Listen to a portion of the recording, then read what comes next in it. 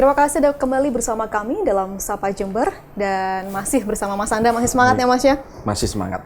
Dan mau tidak mau harus tetap sehat karena pilkada semakin dekat begitu.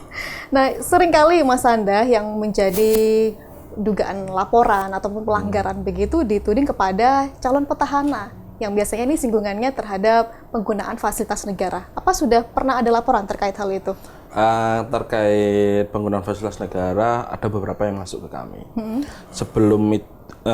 Sebelum itu masuk ke kami sudah karena petahana ini harus cuti di luar tanggungan negara selama masa kampanye. Kemarin kita juga sudah membuat surat ke pemerintah kabupaten, ke Pak PJ Bupati. Kemudian Pak PJ juga menyebut baik surat kami di tanggal 1 Oktober kemarin.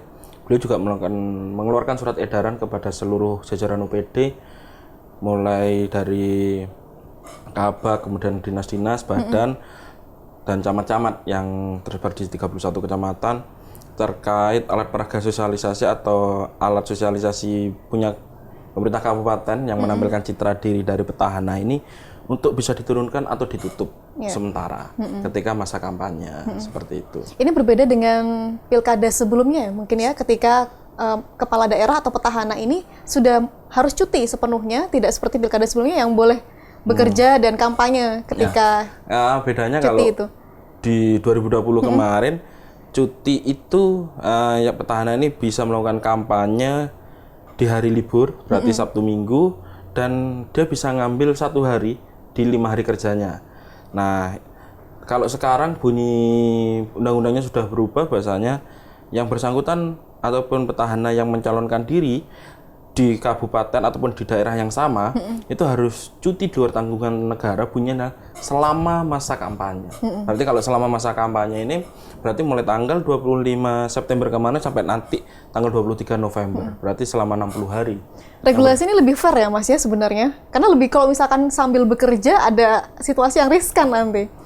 Nah, kalau seperti ya ini kembali lagi kepada yang melihat juga ya cara pandang masing-masing orang.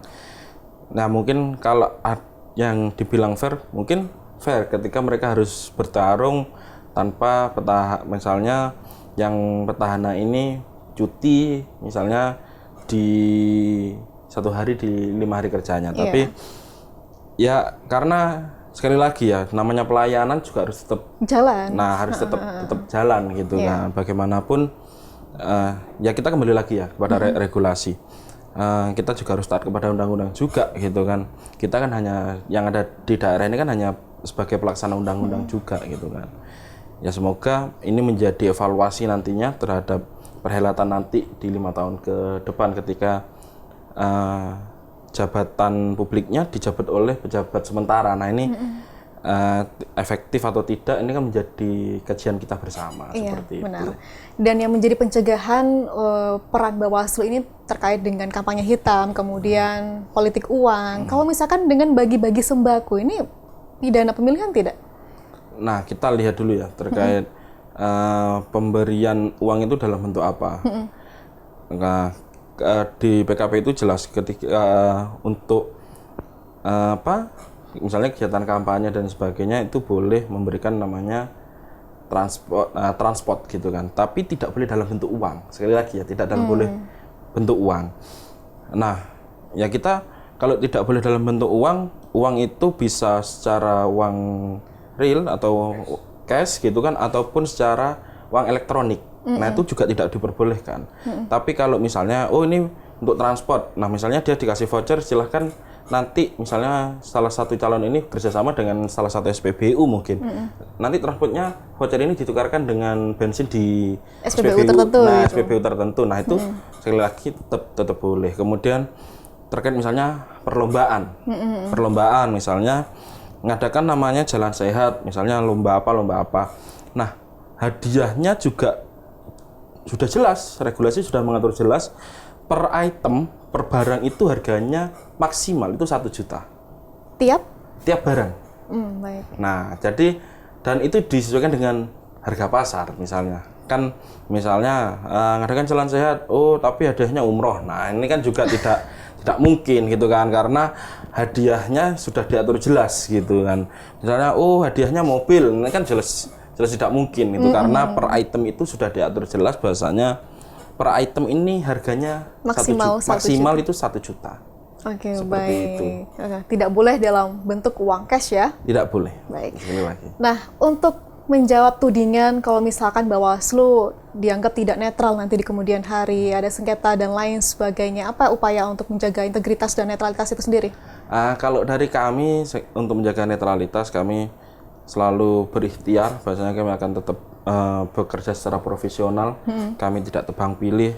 Misalnya ini laporan ini, kemudian kok ini selalu misalnya, oh laporan misalnya dari salah satu paslon ini selalu kita kok selalu tidak diregister.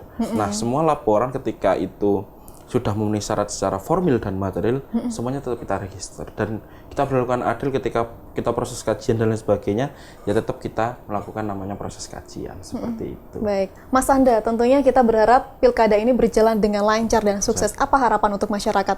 Nah, kami dari Bawaslu mengharapkan peran serta masyarakat karena kami sadar, kami secara tenaga ataupun secara manpower, secara SDM, kami terbatas, Mbak. Kami di desa cuma ada 1, di kecamatan kita cuma ada 3. Makanya kita minta peran serta masyarakat ketika ada pelanggaran untuk masyarakat bisa mendokumentasikan dan bisa melakukan ke kami. Kita ingin menciptakan bagaimana pilkada ini bersih, bagaimana pilkada ini bisa aman, bisa damai, dan kita bisa melahirkan pemimpin-pemimpin yang diharapkan oleh masyarakat seperti itu. Baik, Mas Anda ini masih banyak hal yang ingin kami diskusikan, namun durasi membatasi. Mudah-mudahan di lain kesempatan kita bisa berbagi kembali. Terima kasih atas sudah bergabung di Sapa Jember. Mudah-mudahan sukses dan lancar untuk tugas dan tanggung jawabnya. Dan saudara, itu tadi perbincangan kami bersama dengan Ketua Bawaslu Kabupaten Jember. Mudah-mudahan bisa memberi manfaat untuk kita semua. Dan akhirnya saya Pia Mediana pamit undur diri. Sampai jumpa.